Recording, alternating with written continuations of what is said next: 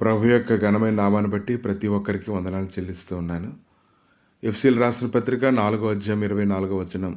నీతియు యథార్థమైన భక్తియు కలవారై దేవుని పోలికగా సృష్టించబడిన నవీన స్వభావాన్ని ధరించుకొనవలెను.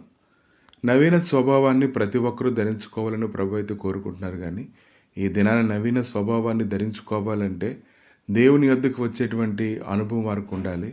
ఆయన మాటల్లో, ఆయన సన్నిధిలో వారు గడిపెట్టినటువంటి వ్యక్తులుగా ఉండాలి. జక్కయ్యకి అయితే అది లేదు. హెబ్రీలు రాసిన పత్రిక 13వ అధ్యాయము 18వ వచనంలోనైతే మేము అన్ని విషయములలోనూ యోగ్యముగా ప్రవర్తింపగోరుచు మంచి మనస్సాక్షి కలిగి ఉన్నామని నమ్ముకొనుచున్నాము.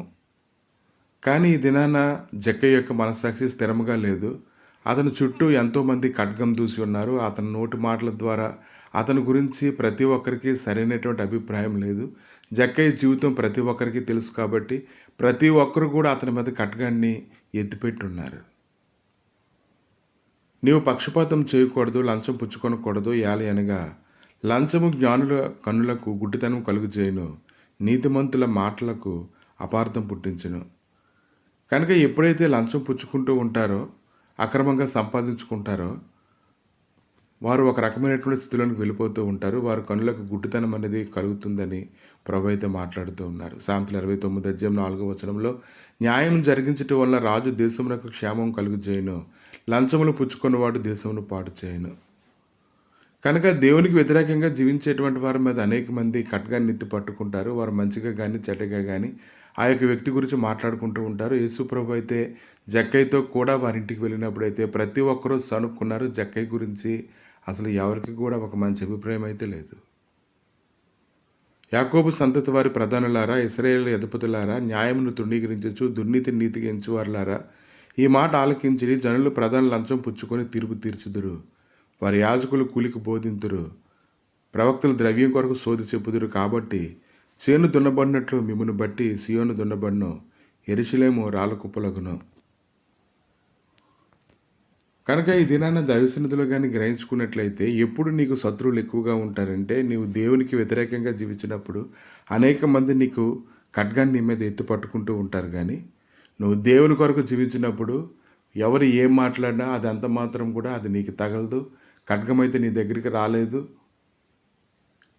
ఎవరు శాపగ్రస్తమైన మాటలు కూడా నీ జీవితంలో ఇంకా ఫలించవు. ఎందుకంటే నువ్వు దేవునితో తిరిగినప్పుడు ఆయన గొప్ప కృపనివ్వడానికి ఆయన శక్తిమంతుడే ఉన్నాడు. కనుక ఇప్పుడు జక్కయ్య జీవితంలోని గొప్ప విడుదలను పొందాడు. అతడు అబ్రహాం కుమారుడైన సాక్ష్యం చెప్పబడింది. అతనికి ధైర్యంగా ఉన్నాడు. ఇంకా నోటి మాటల వల్ల శాపగ్రస్తమైనటువంటి మాటలు అతని జీవితంలో ఎవరి ద్వారా కూడా పనిచేయడానికి అటువంటి అధికారం అంతా, అటువంటి కాడి అతని జీవితంలో విరగొట్టబడ్డాన్ని మనం చూస్తూ ఉన్నాము. కనుక దేవుడు నీ పక్షంగా ఉన్నప్పుడు నీకు విరోధి ఎవరు? 2వ తిమోతి 1వ అధ్యాయం 7వ వచనంలో దేవుడు మనకు శక్తియు ప్రేమయు ఇంద్రియ నిగ్రహమును గల ఆత్మనే ఇచ్చాను, కానీ పిరికితనం గల ఆత్మను ఇవ్వలేదు. జక్కయ్య జీవితంలో ఇంకా భయమనే దానికి చోట్లేదు. ఆ ఇంటికి రక్షణ వచ్చింది. కాబట్టి ఎంతమంది అయితే నీకు వ్యతిరేకంగా ఖడ్గాన్ని ఎత్తి ఉంచి ఉన్నారో, నువ్వు దైవసన్నిధిలో నువ్వు ప్రార్థన చేసినట్లయితే, నేను హృదయాన్ని కానీ నువ్వు సరిచేసుకున్నట్లయితే ఖచ్చితంగా నువ్వు అన్ని విషయాల్లో నువ్వు విడుదల పొందుకుంటావు. కాబట్టి భయం అనేటువంటి ఖడ్గము నేను ఇంకా వెంబడించదు. ఏ భీతి కూడా నీ హృదయంలో కలగదు. కలవరం అయితే నీ హృదయంలో పుట్టదు. కాబట్టి జక్కయ్య ఎలాగైతే దైవ సన్నిధిలో తన వ్యతిరేకంగా ఉన్నటువంటి స్థితిని ఒప్పుకున్నప్పుడు ప్రభు ఎలాగైతే అతను విడిపించాడో, ఈరోజు కూడా ప్రభు నేను విడిపించడానికి అంత శక్తిమంతుడే ఉన్నాడు. ప్రభు మీ దయగలిగిన నష్టాలకు తండ్రి, ఉదయకాలాన్ని ప్రార్థన చేస్తుండగా చుట్టూ ఉన్నటువంటి వారు కత్తి దూసి నాయన అనేక రకాలుగా భీతి కలిగిస్తూ ఉన్నప్పుడు తండ్రి, యథార్థమైనటువంటి మనసు ద్వారా తండ్రి దాన్ని జయించగలము నాయన. నీతి కలిగి తండ్రి, యథార్థత కలిగి నేను సేవించడానికి నాయన ప్రతి ఒక్కరూ సిద్ధపడుతుండగా వ్యతిరేకమైనటువంటి సన్నిధి ఎవరి మీద పెత్తనం చేయకున్నట్లుగానే కృప దయచేసి నీ మహిమ సన్నిధిని నాయన తోడుగా ఉంచి మీరే నడిపించి బలపరిచి మహిమగణత ప్రభావాలు పొందమని యేసుక్రీస్తు నామములు అడిగి వేడుకుంటున్నాము తండ్రి. ఆమేన్.